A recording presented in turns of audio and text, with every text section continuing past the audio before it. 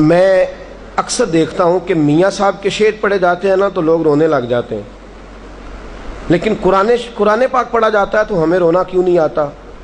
اس کی وجہ یہ ہے کہ وہ شعر سمجھ میں آتے ہیں، قرآن کی آیات ہمیں سمجھ میں نہیں آتی، ہمیں کیا پتا، بلکہ ہم تو عذاب والی آیت پہ کہہ رہے ہوتے ہیں سبحان اللہ ماشاء اللہ، وہاں عذاب کی بات ہو رہی ہے کہ اللہ سب سے نچلے طبقے میں گرائے گا دوزخ کے، تو ہم کہتے ہیں سبحان اللہ، پتہ نہیں نہ چل رہا کیا ہو رہا۔ اور کچھ ہمیں شوق بڑا عجیب ڈال دیا گیا ہے، جو قاری صاحب آتے ہیں وہ کہتے ہیں ذرا اونچی آواز میں سبحان اللہ کہیں، ذرا زیادہ زور لگائیں تاکہ کوئی خبر نہیں کہ یہ کیا ہو رہا ہے، عذاب والی آیت پہ بھی سبحان اللہ ماشاء اللہ، کیا بات ہے بھئی، آپ عذاب پہ راضی ہو رہے ہیں، یہ تو بہت بڑی جرت ہے۔ اگر ہمیں نماز کا ترجمہ یاد ہو، عبادت کرنے کا لطف اگر ہم لینا چاہتے ہیں، ہمیں پتہ چلے، رسول پاک صلی اللہ علیہ وسلم فرماتے ہیں، رب کہتا ہے سورت فاتحہ میں نے اپنے بندے کے درمیان بانٹ لی ہے۔ جب میرا بندہ نماز پڑھنے عبادت کرنے کھڑا ہوتا ہے، سورت فاتحہ پڑھتا ہے تو آدھی میری آدھی میرے بندے کی ہے۔ بڑا خوش نصیب نہیں جو اللہ کا پارٹنر بن جائے، جو اللہ کا بھائی وال بن جائے۔ اس سے مراد معاذ اللہ کو یہ نہ لے کہ اس سے مراد شرک ہے، میں اس معنوں میں بات کر رہا ہوں جس معنوں میں رسول پاک نے بیان فرمایا۔ اللہ فرماتے بانٹ لیا ہم نے، یہ خدا کی رحمت کی بات ہے، اللہ کے فضل کی بات ہے۔ فرمایا جب بندہ کہتا ہے نا الحمدللہ رب العالمین، تمام تعریفیں اس کے لیے جو تمام جہانوں کا رب ہے، فرمایا یہ بھی میری بات ہے، یہ بھی رب کا حصہ ہے، یہ خدا اپنی رحمت سے جو اس کی شان کے لائق ہے اس انداز میں بات ہو رہی۔ الرحمن الرحیم، یہ بھی خدا کی تعریف ہے۔ مالک یوم الدین، یہ بھی اللہ کی بارگاہ میں ثنا ہے، اللہ کی حمد ہے۔ اور جب کہتے ہیں نا ایاک نعبد و ایاک نستعین، مولا میں تیری ہی عبادت کرتا ہوں، تو ہی مجھے مدد فرما کے اس عبادت پہ استقامت دے گا، پھر کہتا ہے اہدنا الصراط المستقیم۔ فرمایا جب یہاں سے شروع کرتا ہے تو اب بندے کا حصہ شروع ہو گیا ہے۔ تو ہمیں پتہ چلے تو تب نہ کہ ہم نماز میں کیا کر رہے ہیں، کیا بول رہے ہیں۔ اگر ہمیں خبر ہونی شروع ہو جائے کہ اس وقت کیا ہو رہا، میرے رسول پاک صلی اللہ علیہ وسلم نے فرمایا عبادت اس طرح کر کہ تو اللہ کو دیکھ رہا ہے، اس طرح عبادت کر تو اللہ کو ورنہ یہ تو ہو کہ اللہ تجھے دیکھ رہا ہے۔ جب تک ہم غور کر کے ہم کھڑے ہوتے ہیں نماز میں اور ساری دکان کا حساب کر لیتے ہیں، وہ باتیں ساری جو کبھی یاد نہیں آتی، وہ ساری وجہ اس کی پر ترجمے کا ہی نہیں پتا، ہمیں کیا خبر ہم کیا بول رہے ہیں، ہم نے تو جملے رٹے ہوئے ہیں طوطے کی طرح۔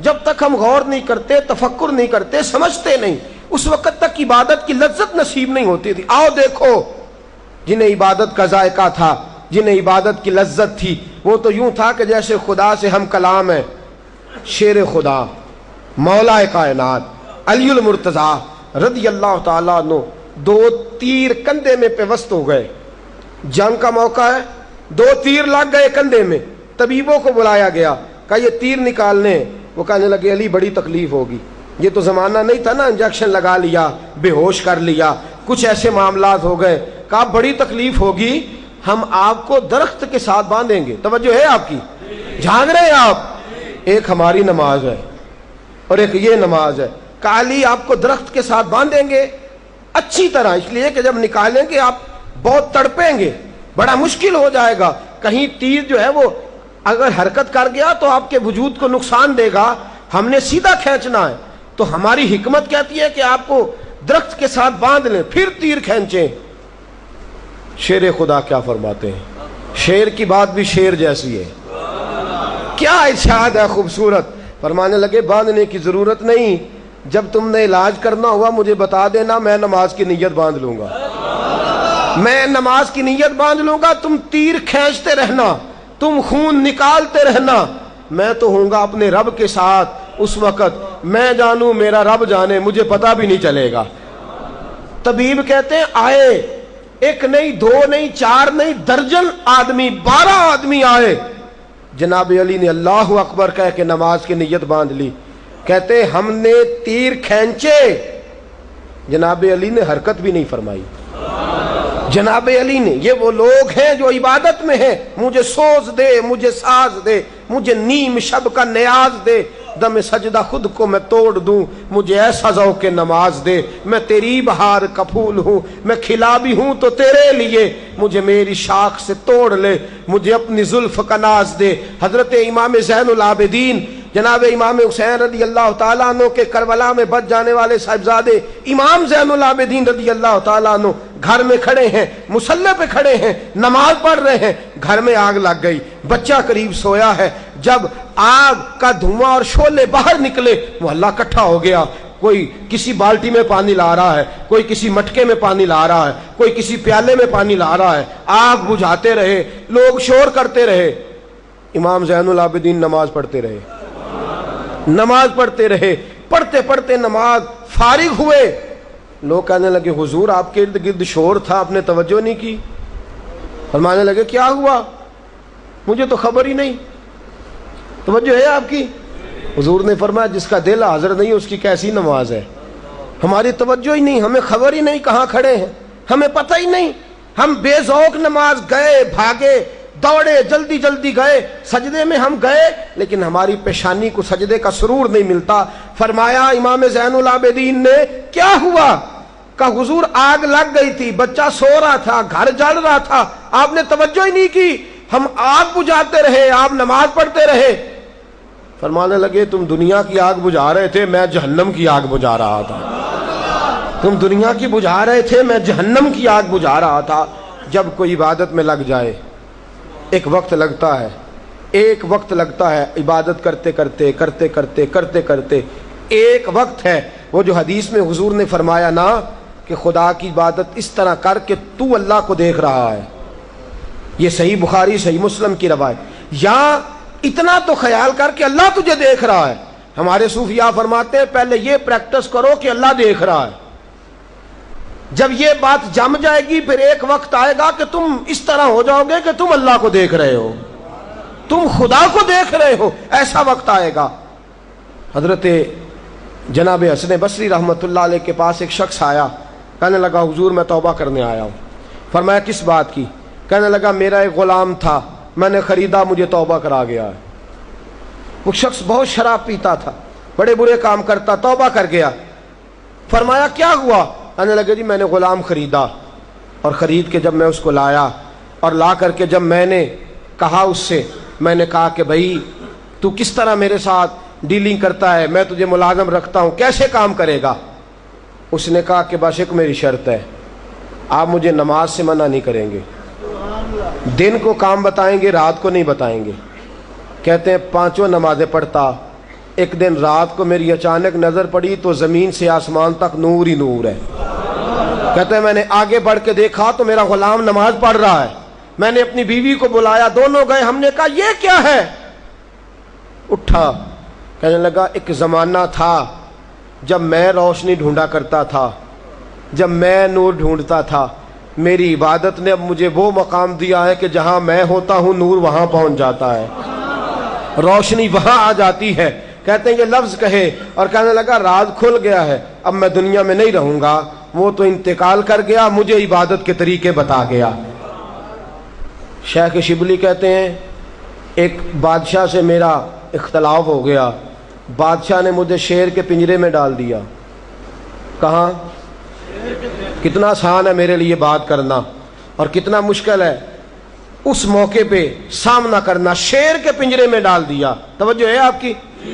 فرماتے ہیں میں پنجرے میں گیا، شیر نے میری طرف دیکھا تو میں نے اللہ اکبر کہہ کے نیت باندھ لی۔ فرماتے ہیں میں نماز پڑھنے لگا، شیر میرے پیر چاٹنے لگا۔ بادشاہ مجھ سے کہنے لگا یہ کیا ہے؟ میں نے کہا یہ ایک مقام ہے، میں خدا کی بارگاہ میں آیا ہوں، اور جو جس کی بارگاہ میں آ جائے، جو جس کے گھر آ جائے وہ اس کی پناہ میں آ جاتا ہے۔ جب سے عبادت شروع کی ہے میں اپنے رب کی پناہ میں چلا گیا ہوں، اب کوئی مخلوق میرا کچھ بگاڑ سکتی؟ لو آخری بات سنیے، حضرت سعید بن عامر رضی اللہ تعالیٰ عنہ نبی پاک صلی اللہ تعالیٰ علیہ وسلم کے صحابی ہیں۔ حضرت سعید بن عامر رضی اللہ تعالیٰ عنہ کو حضرت فاروق اعظم رضی اللہ تعالیٰ عنہ نے حمص کا گورنر بنا دیا، عامل بنا دیا۔ حضرت عمر کا طریقہ یہ تھا کہ بعد میں خبر بھی رکھتے تھے گورنروں کی کارکردگی کیسی ہے۔ حضرت فاروق اعظم پہنچے، پتہ کیا بھئی کیا کارکردگی ہے، جاگ رہے ہیں آپ لوگ؟ کچھ سو رہے ہیں بیچ بیچ میں، کچھ جاگ رہے ہیں؟ میں نے کہا کچھ سو رہے ہیں۔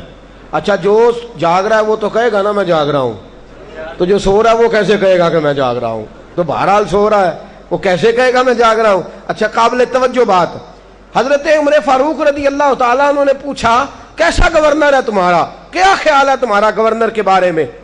انہوں نے کہا جی ہمارا گورنر بڑا اچھا ہے، پر 4 شکایتیں ہیں ہمیں۔ کتنی؟ 4۔ فرمایا کون سی؟ کہنے لگی جی حضرت سعید بن عامر کا معاملہ یہ ہے کہ دن کو ملاقات کرتے ہیں، رات کو کسی سے ملتے نہیں۔ دوسرا معاملہ یہ ہے کہ پہلے صبح صبح فجر میں آ جاتے تھے لوگوں کی بات سننے، اب دن چڑھے باہر نکلتے ہیں۔ تیسری شکایت یہ ہے کہ مہینے میں ایک دن ایسا ہے کہ ملاقات کرتے ہی نہیں۔ چوتھی شکایت یہ ہے کہ کبھی کبھی رونے لگتے ہیں اور روتے روتے بے ہوش ہو جاتے ہیں۔ حضرت عمر نے بلایا، لوگوں کو بھی بلا لیا، فرمایا سعید تیری 4 شکایات ہیں۔ پہلی شکایت یہ ہے کہ تو دن چڑھے آتا ہے، صبح صبح کیوں نہیں آتا؟ توجہ ہے آپ کی؟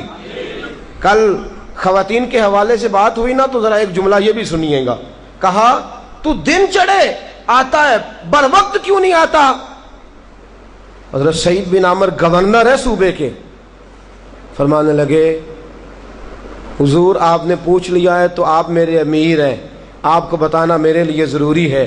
اصل بات یہ ہے کہ میری بیوی بیمار ہے، اس بھلی عورت نے 30 سال میری خدمت کی ہے، اب وہ بیمار ہو گئی ہے۔ میں صبح اٹھتا ہوں تو آٹا گوندتا ہوں، روٹیاں پکاتا ہوں، بیوی کے منہ میں لقمہ دیتا ہوں، میں گھر میں جھاڑ پوچھ کرتا ہوں، اس نے میری خدمت کی ہے 30 سال، اب اسے ضرورت پڑی ہے تو میں یہ کام کرتے کرتے مجھے دن کا اجالا نکل آتا ہے تو آتا ہوں۔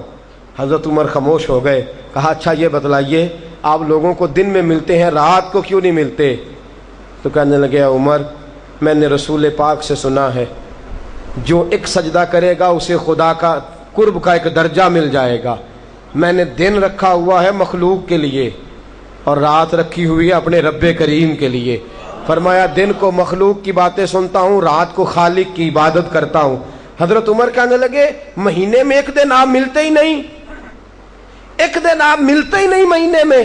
تو حضرت سعید بن عامر رضی اللہ تعالیٰ عنہ نے فرمایا عرض کیا نا بیوی بیمار ہے، مہینے میں ایک دن ایسا رکھا ہے کپڑے دھوتا ہوں، اپنے بھی، بچوں کے بھی، بیوی کے بھی، میں یہ سارے کام کرتا ہوں مہینے میں۔